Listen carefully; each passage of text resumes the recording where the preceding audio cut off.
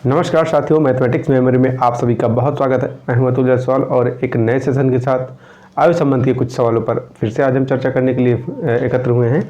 आप सभी से अनुरोध है कि जो भी मैं क्वेश्चंस बताता हूं, जो भी मैं समझाता हूं, उसको बड़े ही ध्यानपूर्वक देखें और समझें, तब जा करके किसी निष्कर्ष पर निकलें। और उसी से संबंधित सवालों को अगर आप फिर से अपनी जो टेक्स्ट बुक है उस पर लगाएंगे तो काफ़ी कुछ हेल्प होगी। ठीक है, बढ़ते हैं आगे और लेते हैं आज का अपना अगला सवाल। पहला सवाल हमारा है कि विक्की तथा मनोज की आयु का अनुपात 2:3 है। 12 वर्ष बाद दोनों की आयु का जो अनुपात है वो 11:15 होता है या हो जाएगी। ठीक है, हो जाएगी। तो कह रहा है कि मनोज की वर्तमान आयु कितनी है। ठीक है, अब मनोज की बात कर रहा है ये। मनोज और विक्की और मनोज दो लोग हैं। कह रहा है कि इनकी जो आयु का अनुपात है वो 2 और 3 के अनुपात में है। तो कुल हम आयु अगर माने तो 2x और 3x। ठीक है भाई, x से हमने दोनों में मल्टीप्लाई कर दिया। ठीक है, इधर भी और इधर भी। 2x और 3x इनकी आयु है। अब यहाँ पे हम वर्ष लगा सकते हैं। तो हम कह सकते हैं कि विक्की की जो आयु है वो 2x वर्ष और मनोज की आयु 3x वर्ष है। ठीक है, जो हमने मानी हुई एक आयु है। 12 वर्ष बाद, अगर 12 वर्ष बाद की बात करें तो दोनों में हम 12 ऐड करेंगे, तभी तो हमको जा करके 12 वर्ष बाद की दोनों की उम्र का पता चल सकेगा। तो 3x + 12। ठीक है, दोनों की आयु 12 वर्ष बाद की हमें ज्ञात हो चुकी है। मतलब मानी हुई जो आयु है वो हमारे सामने है। एग्जैक्ट वैल्यूज़ की अभी हमारे पास नहीं है। ठीक है, दोनों की आयु का अनुपात 11:15 हो जाता है। ठीक है, अगर इनका और इनका अनुपात अगर अब निकालें हम तो वो 11 और 15 के बराबर हो जाएगा। मतलब 11:15 के बराबर हो जाएगा।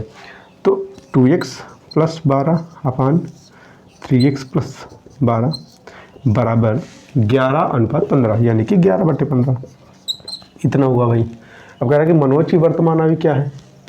अब ये तो है 12 वर्ष बाद की उम्र विक्की की और 12 वर्ष बाद की उम्र मनोज की। हमसे वर्तमान आयु की बात कर रहा है, मतलब इसकी बात कर रहा है। मनोज ये है और 3x इनकी उम्र है। हमें इस 3x की ही गणना करनी है। ठीक है, उसके लिए हमें x की वैल्यू को पता होना चाहिए, जो कि हम यहाँ से फाइंड आउट कर सकते हैं। 15 का मल्टीप्लाई करते हैं इसके साथ और इसको ले जाते हैं 11 के साथ। तो 15 × 2x + 12 बराबर 11 × 3x + 12। ठीक है, इसको सॉल्व करते हैं। 15 दूनी 30 x + 15 दूनी 30 0, 15 × 15 और 3 18, 30x + 81 180। ठीक है, बराबर अब 11 का गुणा कर देंगे 3x + 12 के साथ। तो 11 × 3 33x प्लस 11 × 12 करेंगे तो 12 × 12 12 × 12 13 132। ठीक है, x वाली वैल्यूज़ को एक तरफ लेते हैं, इसको 30x को उधर भेजते हैं तो ये हो जाएगा। और 180 ये इसको 132 को हम लेते हैं लेफ्ट हैंड साइड में, तो ये -132 हो जाएगा बराबर 33x - 30x। ठीक है, तो यहाँ से घटाएंगे तो ये हो जाएगा 3x बराबर, ये घटाएंगे आपस में तो हो जाएगा 8 और 7 में से 3 जाएगा 4। ठीक है, यहाँ पे देखते हैं इसको, हो सकता है आपको दिख ना रहा हो। तो 3x बराबर 48 और इसी की तो वैल्यू हमको निकालनी थी। मतलब 48 वर्ष हो गई विक्की की, मनोज की उम्र जो हमको फाइंड आउट करनी थी। ठीक है ना, 48 वर्ष। अब यहाँ से हम x निकालते, फिर वहाँ पे x की वैल्यू रखते, बात हुई है तो हमें डायरेक्टली 3x के बारे में पता चला तो हम वहीं पे रुक गए। ठीक है, तो ऑप्शन नंबर जो डी है वो हमारा सही हो जाएगा। 48 वर्ष बिल्कुल सही राइट आंसर हो जाएगा। अगला सवाल लेते हैं।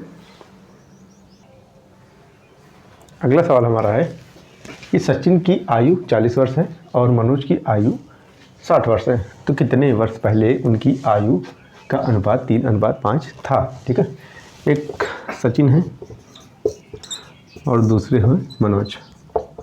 दो व्यक्ति हैं, दो व्यक्ति के बारे में ही हमसे बात की जा रही है। तो हम सबसे पहले तो इनका नाम लिख लेंगे। ठीक है, अब इनकी आयु मतलब कि सचिन की आयु 40 वर्ष है और मनोज की आयु है 60 वर्ष। इतना तो क्लियर है भाई। तो निकालना क्या है, तो कितने वर्ष पहले उनकी आयु का अनुपात 3:5 था। मतलब ये कह रहा है कि सचिन और मनोज कितने वर्ष पहले ऐसे होंगे कि जब उनका अनुपात निकाला जाए तो 3:5 के अनुपात में वो दोनों हों। ठीक है, अभी उनका अनुपात कुछ भी हो सकता है, या यूँ कहें कि 2:3 है। ठीक है, लेकिन हमसे ये कहा जा रहा है कि उस टाइम को ज्ञात करिए, उस समय को ज्ञात कीजिए वर्तमान से पहले 3:5 था। ठीक है, तो हम मान लेते हैं कि x वर्ष पहले ये बात रही होगी जबकि उनकी आयु का अनुपात 3:5 था। तो हम दोनों में से x वर्ष घटाएंगे। ठीक है ना, तो 40 - x वर्ष पहले सचिन ये हो रहे होंगे, और सॉरी 40 वर्ष पहले नहीं, x वर्ष पहले।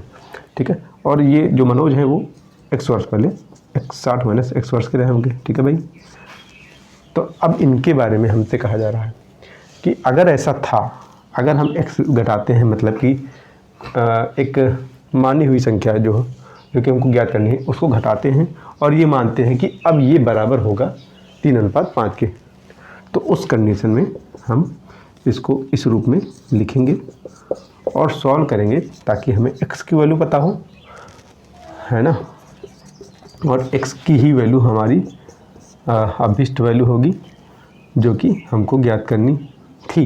ठीक है, कह रहा ना भाई कितने वर्ष पहले, तो हमने माना है कि x वर्ष पहले। ठीक है, x वर्ष पहले मान रखा, तो अब x की वैल्यू हुई है हम निकालेंगे। तो यहाँ से भाई निकालें 40 - x × 5 बराबर 60 - x × 3।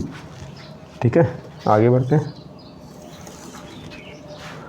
5 चौके 20, 200 - 5x बराबर 3 छंके 18, 180 - 3x, 3 × x।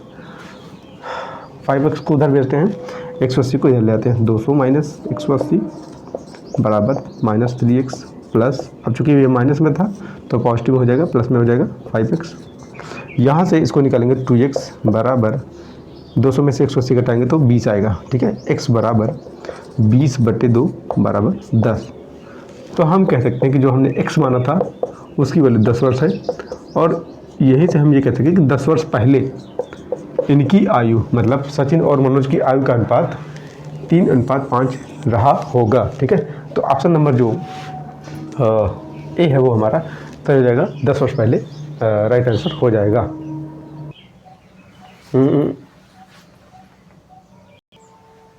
बढ़ते अपने अगले सवाल की ओर। हमारा अगला सवाल है कि एक पिता की आयु का अपने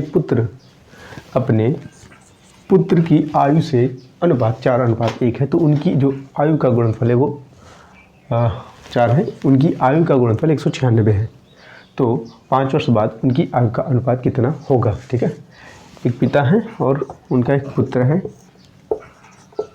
ठीक है, उनकी जो आयु का अनुपात है वो 4:1 है। ठीक है, तो हम कह सकते हैं कि पिता की जो आयु है वो 4x वर्ष है और पुत्र की जो आयु है x वर्ष है। ठीक है, अब कह रहा है कि उनकी आयु का गुणनफल, अब हमने आयु मान रखा है 4x और x। ठीक है, इनका गुणनफल मतलब इन दोनों को हम गुणा करें 4x × x बराबर, तो वो है 196 के बराबर, मतलब इनका गुणनफल 196 के बराबर है। ठीक है, आगे कह रहा है कि 5 वर्ष बाद उनकी आयु का अनुपात कितना होगा। अब यहाँ पे वर्तमान आयु 4x और x है। ठीक है, यानी 4x और x। अब कह रहा है कि 5 वर्ष बाद, यानी कि 5 इसमें ऐड करें हम और 5 इसमें ऐड करें, तो 5 वर्ष बाद की दोनों की आयु को ज्ञात हो जाएगी इस माने हुए पद से। ठीक है ना, तो अब कह रहा है कि उनकी आयु का अनुपात 5 वर्ष बाद, तो इनका अनुपात हमको निकाल लेना है। ठीक है, अब बस काम यही करना है कि x की वैल्यू निकालना है और यहाँ पे पुट करके अपना आंसर प्राप्त कर लेना है। तो 4x² बराबर 196, x² बराबर 4 का भाग करेंगे 196 में, 4 चौके 16, 4 9 36, ये हो जाएगा x² बराबर 49, यानी कि x बराबर √49 बराबर 7। ठीक है, अब इस 7 को हम यहाँ पे पुट करें, 4 × 7 + 5 अनुपात 4 + 5। ठीक है, 4 × 7 = 28, 28 और 5 = 33 अनुपात 5 और 4 = 9। ठीक है, 5 और 4 9 7 7 हो गया यहाँ पे, 7 और 5 12। तो 33:12। इसको और थोड़ा सा सॉल्व करते हैं। तो 3 से देखें आप, 3 का मान हो सकता है 3 एकम 3, 3 एकम 3 और 3 चौके 12, यानी कि 11:4 जो हमारा अनुपात है वो सही हो जाएगा। ऑप्शन नंबर जो बी सी है, ऑप्शन नंबर जो सी है वो सही हो जाएगा। 11:4 के अनुपात में वो होंगे कितने वर्ष बाद? 5 वर्ष बाद। तो यही हमारा आंसर हो जाएगा। और आज का जो सेशन है यहीं तक रखते हैं। अगले सेशन में मुलाकात के साथ आपसे यही कहूँगा कि अगर वीडियो अच्छी लग रही हो तो लाइक करें। ठीक है, मिलते हैं अगले सेशन के साथ। तब तक के लिए नमस्कार। आप सभी का बहुत बहुत धन्यवाद।